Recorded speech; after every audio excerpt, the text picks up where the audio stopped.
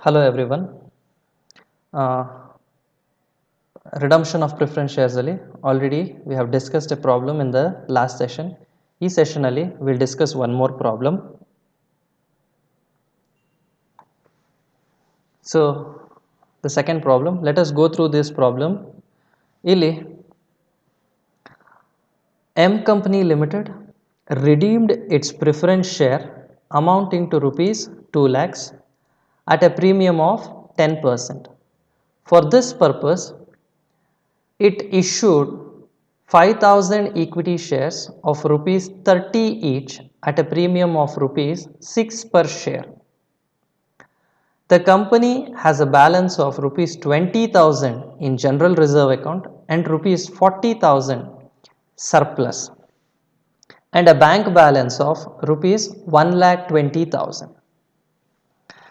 Write journal entries to record the above transaction. It's a simple problem. ಇಲ್ಲಿ M company limited ಅವರು redeemable preference shares ಇದೆ, ಅದರ value 2 lakh rupees ಇದೆ. ಅವರೇ mention ಮಾಡಿದ್ದಾರೆ ಇಟ್ ಇಸ್ 2 ಲ್ಯಾಕ್ ರುಪೀಸ್ ಅಂತ. ಇದನ್ನು ರೀಪೇ ಮಾಡಬೇಕಾದ್ರೆ ವಿತ್ ಪ್ರೀಮಿಯಂ 10% ಸೇರಿ ರೀಪೇ ಮಾಡಬೇಕು ಅಂತ ಅವರು ಕೇಳಿದ್ದಾರೆ. ಸೊ 2 ಲ್ಯಾಕ್ ರುಪೀಸ್ ಮೇಲೆ ನೀವು 10% ಪ್ರೀಮಿಯಂ ಎಕ್ಸ್ಟ್ರಾ ಕೊಡಬೇಕು. ಸೊ 2 ಲ್ಯಾಕ್ ಮೇಲೆ 10% ಅಂದರೆ ನಿಮಗೆ 20,000 ರುಪೀಸ್ ಬರುತ್ತೆ. So capital portion 2 lakh rupees ಕೊಡಬೇಕು, ಜೊತೆಗೆ ಪ್ರೀಮಿಯಂ ಪೋರ್ಷನ್ 20,000. ಸೊ 2,20,000 ರುಪೀಸ್ನ ಪ್ರಿಫರೆನ್ಸ್ ಶೇರ್ ಹೋಲ್ಡರ್ಸ್ಗೆ ಕೊಡಬೇಕು. ಫಾರ್ ದಿಸ್ ಪರ್ಪಸ್, ಈ ಪರ್ಪಸ್ಗೋಸ್ಕರನೇ ಅವರೇನು ಮಾಡಿದ್ದಾರೆ, 5,000 ಈಕ್ವಿಟಿ ಶೇರ್ಸ್ನ ಇಶ್ಯೂ ಮಾಡಿದ್ದಾರೆ. 5,000 ಈಕ್ವಿಟಿ ಶೇರ್ಸ್, ಒಂದೊಂದು ಶೇರ್ ಪ್ರೈಸು 30 ರುಪೀಸ್ ಈಚ್ ಇದೆ.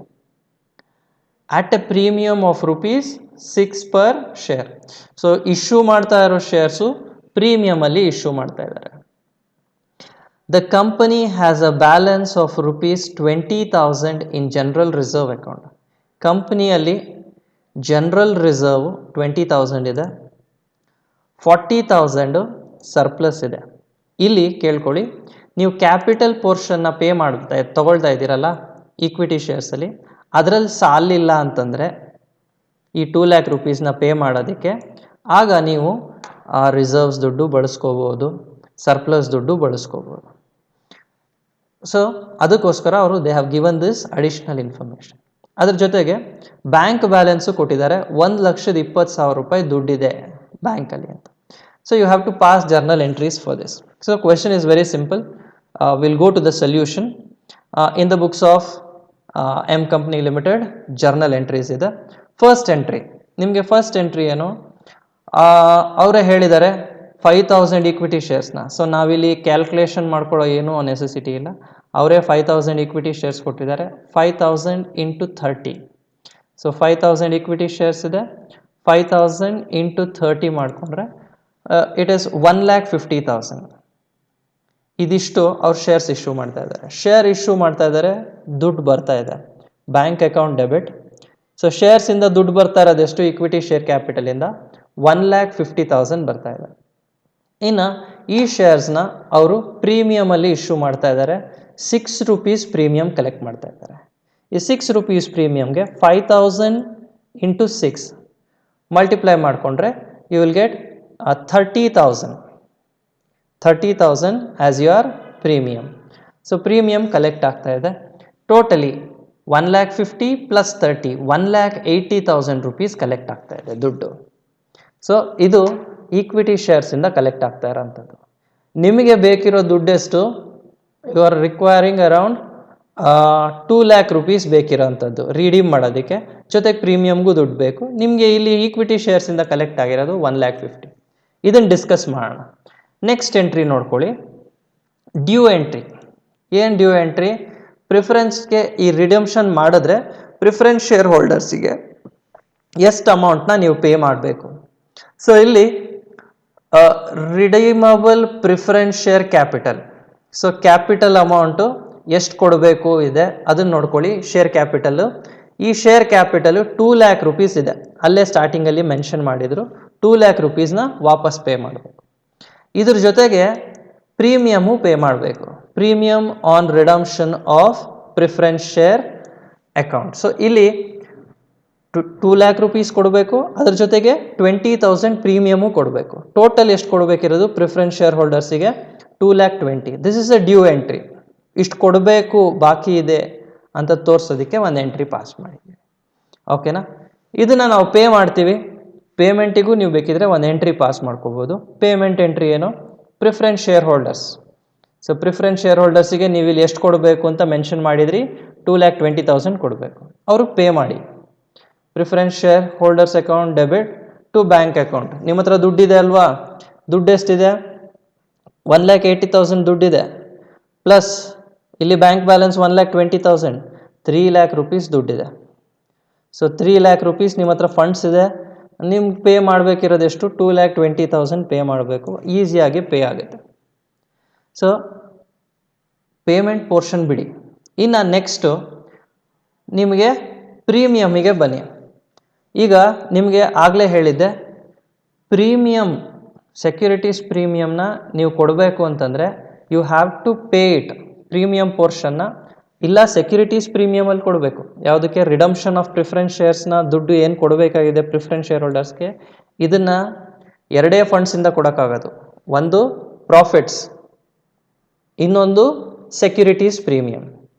ನೀವು ಡೈರೆಕ್ಟಾಗಿ ಪ್ರಾಫಿಟ್ ಬಳಸೋಕ್ಕೆ ಹೋಗ್ಬೇಡಿ, ಸೆಕ್ಯೂರಿಟಿ ಪ್ರೀಮಿಯಮ್ನ ಬಳಸ್ಕೊಳ್ಳಿ. ಯಾಕಂದರೆ ಸೆಕ್ಯೂರಿಟೀಸ್ ಪ್ರೀಮಿಯಮ್ನ ಬಳಸ್ಕೊಳ್ಳೋಕೆ ಆಪ್ಷನ್ ಇರೋವಂಥದ್ದು ತುಂಬ ಕಮ್ಮಿ ಇದೆ. ಹಾಗಾಗಿ ಸೆಕ್ಯೂರಿಟೀಸ್ ಪ್ರೀಮಿಯಮ್ನ ಬಳಸ್ಕೊಳ್ಳಿ. ಇನ್ನೇನಾದರೂ ಸೆಕ್ಯೂರಿಟೀಸ್ ಪ್ರೀಮಿಯಮ್ ಬಳಸ್ಕೊಂಡ ಮೇಲೆ ಇನ್ನೂ ಬೇಕಿತ್ತು ಅಂತಂದರೆ ಆಗ ನೀವು ಪ್ರಾಫಿಟ್ಸ್ ಅಥವಾ ಜನರಲ್ ರಿಸರ್ವ್ಸಿಗೆ ಹೋದರೆ ನೀವು ಬಳಸ್ಕೋಬೋದು. ಸೊ ಇಲ್ಲಿ ಹೊಸ ಶೇರ್ಸ್ ಇಶ್ಯೂ ಮಾಡಿರೋದ್ರಲ್ಲಿ ನಿಮಗೆ 30,000 ಸೆಕ್ಯೂರಿಟೀಸ್ ಪ್ರೀಮಿಯಮ್ ಬಂದಿದೆ. ರಿಡಂಪ್ಷನ್ಗೆ ನೀವು ಕೊಡ್ತಾ ಇರೋದೆಷ್ಟು? 20,000. ಸೊ ಈ ಎಂಟೈರ್ ರಿಡಂಪ್ಷನ್ಗೆ ನೀವು ಸೆಕ್ಯೂರಿಟೀಸ್ ಪ್ರೀಮಿಯಮಿಂದನೇ ಕೊಡ್ಬೋದು. ಕೊಟ್ಟರು ಇನ್ನೂ 10,000 ಸೆಕ್ಯೂರಿಟೀಸ್ ಪ್ರೀಮಿಯಮಲ್ಲಿ ಉಳ್ಕೊಳ್ಳುತ್ತೆ. ಹಾಗಾಗಿ pay entire amount in securities premium.